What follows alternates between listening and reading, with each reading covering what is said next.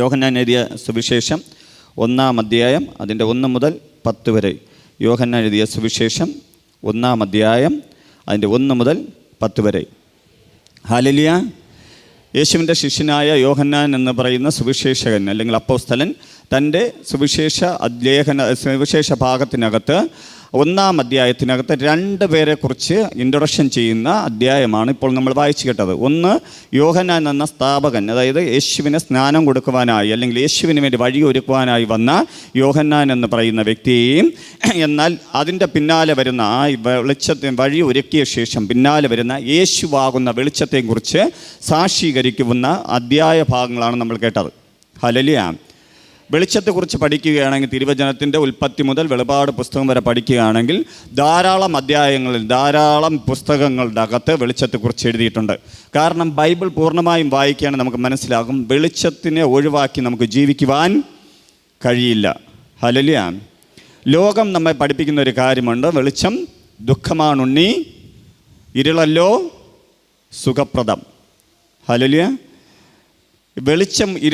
വെളിച്ചം ദുഃഖമാണെന്ന് ലോകം പഠിപ്പിക്കുമ്പോൾ തിരുവചനം പഠിക്കുന്നു, വെളിച്ചമാണ് ഏറ്റവും നല്ലത്. നീ വെളിച്ചത്തിൽ ജീവിച്ചാൽ നീ പ്രകാശിക്കും, നിന്നിലൂടെ മറ്റനേകർക്ക് പ്രകാശം ലഭിക്കുകയും ചെയ്യും. അതേസമയം നീ ഇരുളിലാണെങ്കിൽ ഒരിക്കലും നിനക്കൊരു പ്രകാശമാകുവാൻ കഴിയില്ല.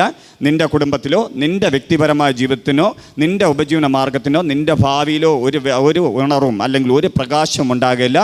ആ പ്രകാശമില്ലായ്മയിൽ മറ്റുള്ളവരുടെ ജീവിതം കൂടെ നീ തകർക്കുമെന്നല്ലാതെ നിൻ്റെ ജീവിതത്തിനകത്ത് ദൈവപ്രവൃത്തി വെളിപ്പെടുവാൻ നീ പ്രാർത്ഥിച്ച് ഇന്ന് പകൽക്കാലം നീയും അന്ധകാരത്തിൽ നിന്ന് അത്ഭുത പ്രകാശമായ ക്രിസ്തുവിനോടൊപ്പം ചേരണം. ഹല്ലേലൂയ.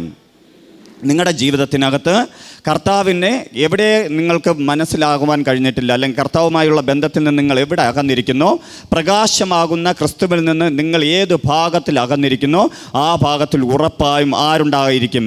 ഇരുളുണ്ടായിരിക്കും.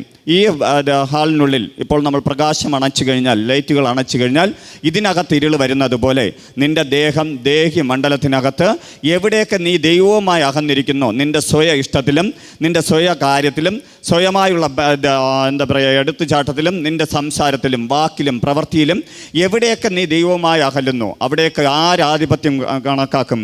ഇരുള ആധിപത്യം കണക്കാക്കും. കാരണം പ്രകാശമുള്ളിടത്ത് ഇരുളിന് നിൽക്കുവാൻ കഴിയില്ല. ഇരുളുള്ളിടത്ത് പ്രകാശം വന്നാൽ ഇരുൾ ഓടി തന്നെ പോകേണ്ടി വരും. ഹല്ലേലൂയ. എൻ്റെ പ്രിയ സഹോദരന്മാരെ സഹോദരിമാരെ, ഇന്ന് കേൾക്കാൻ പോകുന്ന ഈ വചനം നിങ്ങളാകുന്ന ജീവിതത്തിനകത്ത് ഇത്രയും വർഷക്കാലം, നിങ്ങൾ ചിലപ്പോൾ 5 വർഷമോ 10 വർഷമോ 20 വർഷമൊക്കെ ആയി കാണും ചിലപ്പോൾ ദൈവത്തെ അറിഞ്ഞിട്ട്, അല്ലെങ്കിൽ ദൈവത്തിനെക്കുറിച്ച് അറിയണമെന്ന് ആഗ്രഹിച്ചിട്ട് ഇരുളിൽ ഇന്നും ജീവിക്കുന്ന വ്യക്തിയാണെങ്കിൽ എന്നെ കേൾക്കുന്ന നിങ്ങളോടെല്ലാം ഞാൻ വിളിച്ചു പറയുന്നു, നിൻ്റെ ജീവിതത്തിനകത്ത്, നിൻ്റെ ഭാവനത്തിനകത്ത്, നിൻ്റെ കുടുംബത്തിനകത്ത്, നിൻ്റെ മക്കളുടെ മേൽ, നിൻ്റെ കുടുംബത്തിൻ്റെ മേൽ, നിൻ്റെ തലമുറയുടെ മേൽ വെളിച്ചമാകുന്ന യേശുവില്ല എങ്കിൽ നിൻ്റെ ജീവിതം കൊണ്ടോ നിൻ്റെ ദേശം കൊണ്ടോ അല്ലെങ്കിൽ നിൻ്റെ കുടുംബം കൊണ്ടോ മറ്റൊരാൾക്കും പ്രയോജനം കാണില്ല. ഹല്ലേലൂയ. നമ്മുടെ ജീവിതത്തിനകത്ത് സങ്കടം മാറില്ല. ഒന്ന് മാറി എന്ത് ചെയ്യും?